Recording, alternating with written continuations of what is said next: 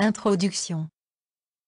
Les panneaux d'impulmétavant sont deux fonctionnalités graphiques uniques présentes sur tous les ventilateurs Hamilton Medical. Ce module a pour objectif de vous expliquer en détail ces deux fonctionnalités. Le module dure environ 10 minutes. Pour Hamilton Medical, un panneau est une zone rectangulaire affichée sur l'écran du ventilateur. Vous pouvez afficher le graphique de votre choix à partir de plusieurs options d'un panneau. Ce type de panneau est appelé panneau intelligent si le graphique affiché est un panneau d'impulme, est avant, graphique ASV ou celui des paramètres de monitorage secondaire, SMP. Panneau d'impulme. La mécanique respiratoire fait référence à la résistance des voies aériennes et à la compliance du système respiratoire. Tous les ventilateurs Hamilton Medical comportent au moins deux paramètres de monitorage dédiés à cet effet, résistance inspiratoire, RINSP, et compliance statique, CSTAT. Le paramètre CSTAT monitoré inclut la compliance pulmonaire et la compliance de la paroi thoracique. Si la RINSP et la CSTAT affichées sont respectivement de 15 et de 50, il n'est cependant pas facile de savoir si ces valeurs sont normales ou non. Les raisons sont les suivantes. A. Les valeurs ne sont qu'un instantané d'un long monitorage, et B. Les plages normales diffèrent entre les adultes, les enfants et les nouveau-nés en fonction des conditions cliniques de chaque patient, intubation par exemple.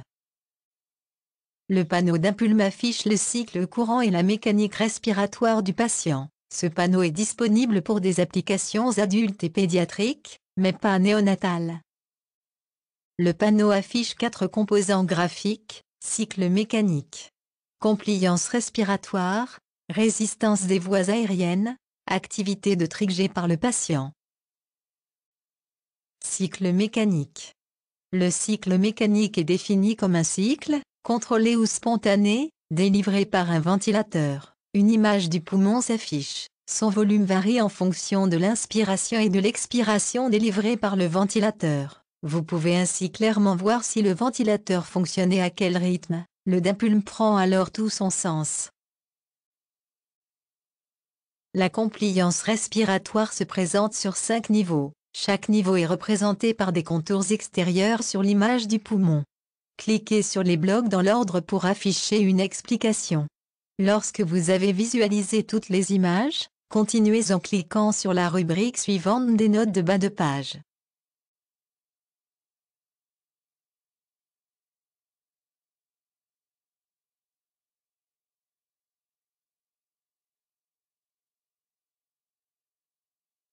Poumon mou, obstructif, la compliance actuelle est supérieure à la normale. Poumon normal, la compliance actuelle est comprise dans la plage normale. Poumon rigide, restrictif 1, la compliance actuelle diminue légèrement. Poumon rigide, restrictif 2, la compliance actuelle diminue modérément. Poumon rigide, restrictif 3, la compliance actuelle diminue considérablement. Les 3 images de poumon rigide se différencient par le nombre d'angles sur leurs contours extérieurs. Le poumon rigide 1 comporte 3 angles, le poumon rigide 2 comporte 2 angles, le poumon rigide 3 comporte un seul angle.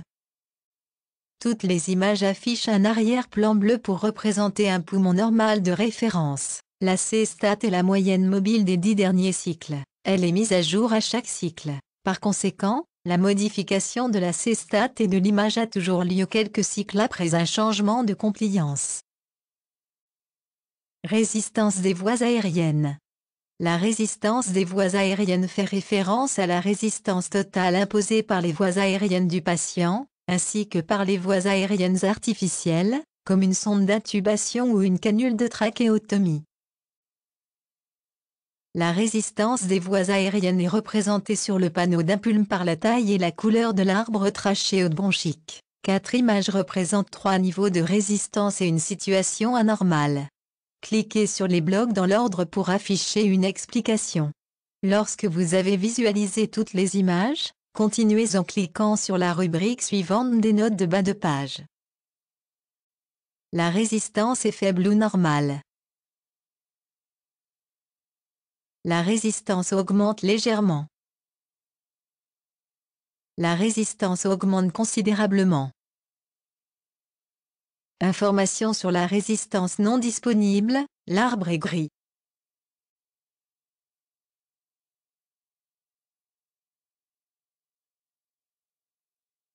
Familiarisez-vous avec ces images car elles vous permettront d'évaluer rapidement la mécanique respiratoire actuelle d'un patient. Quelles informations pouvez-vous extraire de ces images? Cliquez sur chacune d'entre elles pour obtenir une explication. Lorsque vous avez visualisé toutes les images, continuez en cliquant sur la rubrique suivante des notes de bas de page. Les informations requises ne sont pas disponibles ou valides. La compliance est élevée, poumon mou, et la résistance est faible ou normale. La compliance diminue modérément et la résistance est faible ou normale. La compliance diminue modérément et la résistance augmente considérablement. Triggé par le patient. Si un triggé valide par le patient est détecté, un symbole du muscle diaphragmatique apparaît brièvement au début de l'inspiration. Remarque, le ventilateur ne peut pas faire la différence entre le triggé dû à l'effort d'un patient ou à des artefacts pneumatiques, par exemple, en raison d'une fuite de gaz ou d'eau dans le circuit. Symbole en option représentant un cœur et les gros vaisseaux. Si votre ventilateur affiche une mesure de SpO2 communiquée par un oxymètre de pouls, le panneau d'impulme affiche également un symbole de cœur et des gros vaisseaux. Le symbole du cœur, affiché au centre, bat au rythme de la fréquence de pouls réelle. Si le capteur n'envoie aucun signal valide au dispositif, le symbole représentant le cœur et les gros vaisseaux est vide. Vérifiez le bon fonctionnement du capteur et son positionnement. Paramètres numériques. En règle générale, le panneau d'impulme affiche le sexe et la taille du patient, la résistance inspiratoire, RINSP, la compliance statique, CStat. Si le capteur de SpO2 est connecté et utilisé, il affiche également la SpO2 monitorée, le pouls monitoré. Le panneau d'impulme du ventilateur Hamilton, C6 affiche également l'IBW, la PET CO2 si le monitorage de dioxyde de carbone est disponible, la pression du ballonnet, ballon, si le contrôleur de pression IntelliCuf est utilisé. Tous les paramètres sont mis à jour après chaque cycle. Panneau est avant. L'objectif de la ventilation mécanique est de fournir l'assistance ventilatoire temporaire nécessaire et non de maintenir en permanence les patients sous ventilateur. Pour ce faire, vous devez connaître le degré de dépendance actuel du patient à l'assistance ventilatoire. Ce n'est pas simple car ce degré dépend de plusieurs paramètres qui peuvent changer de façon dynamique. Le panneau est avant affiche ces paramètres de manière compréhensible pour vous permettre d'obtenir les informations importantes en un coup d'œil. Agencement du panneau et paramètres groupés. Le panneau se compose de 6 barres verticales affichées les unes à côté des autres. Chaque barre représente un paramètre monitoré ou réglé. Elles sont réparties en 3 groupes. Groupe oxygénation, oxygène, il s'agit de l'oxygène actuellement réglé, à savoir la FiO2. PEP, il s'agit de la PEP-PPC actuellement réglée. Groupe élimination dioxyde de carbone, vol-main, il s'agit du volume minute expiratoire monitoré. PASP, il s'agit de la pression appliquée au-dessus de la PEP pour générer le volume courant. Groupe d'activité respiratoire du patient, RSB, il s'agit de l'indice de respiration superficielle rapide. La valeur RSB n'est disponible qu'avec les modes autorisant les cycles spontanés. Reportez-vous au module ventilation modes ABC, ABC des modes de ventilation.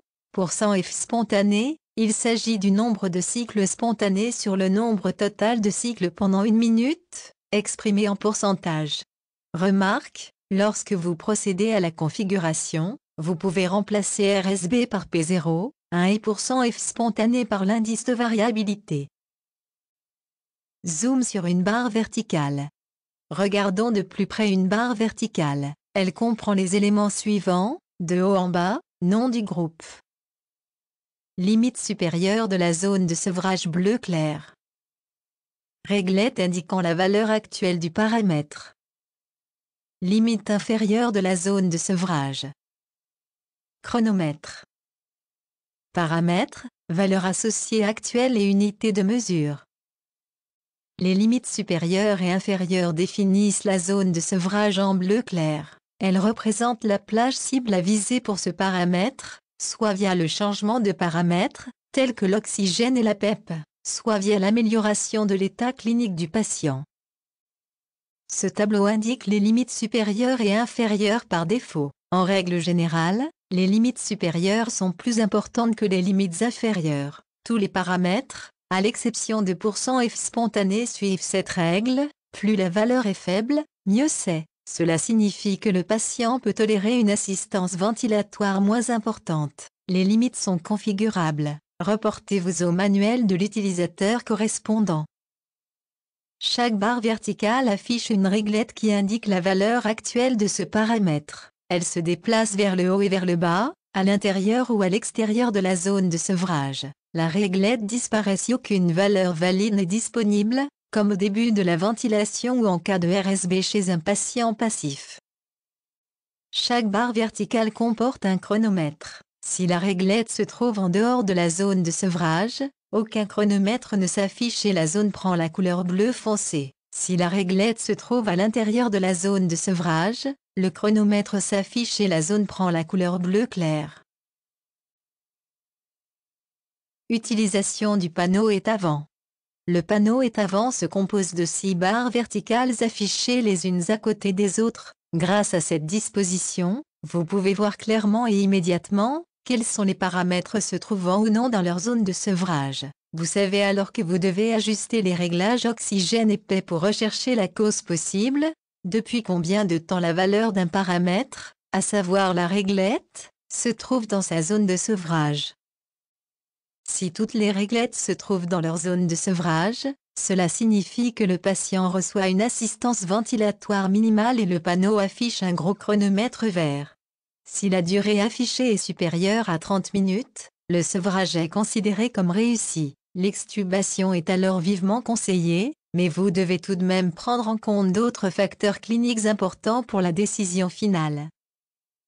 Avec l'Intelliv ASV, le panneau état-vent se déploie sur le panneau sevrage rapide et sur le panneau sevrage rapide et SVT. Reportez-vous au module de formation fonctionnement de base de l'Intelliv ASV. Conclusion. Ce module de formation décrit 2 fonctionnalités graphiques uniques présentes sur les ventilateurs Hamilton Medical. Le panneau d'impulme affiche l'activité et la mécanique respiratoire du patient. Le panneau état-vent fournit un aperçu intuitif de la dépendance du patient à l'assistance ventilatoire. Les 2 panneaux vous permettent d'obtenir rapidement et efficacement des informations importantes sur le patient.